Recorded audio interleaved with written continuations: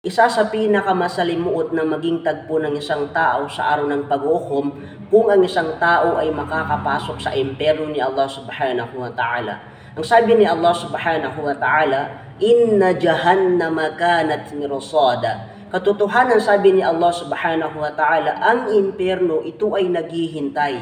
Littagina maaba. Ito ay naghihintay para sa mga tao na sila ay makasalanan kay Allah subhanahu wa ta'ala. Labithina fiha ahqaba, at sila ay magsisipanatili roon ng mahabang panahon. At sa kanilang pananatili doon sa impyerno, la yazuquna fiha bardaw wala syaraba. Sila ay walang malalasap o matitikman doon ng malamig, o di kaya sila ay walang maiinom doon, illa hamimaw wa gassaqa, liban na lang na ang ipapainom sa kanila ni Allah subhanahu wa ta'ala doon sa loob ng impyerno ay kumukulong tubig, katas ng sugat, nana, dugo at iba pang mga maruruming bagay.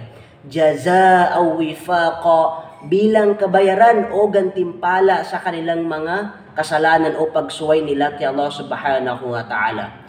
Innahum kanu la yarjuna hisaba. Katotohanan, sabi ni Allah subhanahu wa ta'ala, yung mga tao na yun, sila yung mga tao na hindi sila nagpahalaga sa araw ng paglilitis. Sila yung mga tao na yun na ang inaakala nila ay hindi darating ang panahon na lilitisin sa kanila ni Allah subhanahu wa ta'ala ang kanilang mga kasalanan.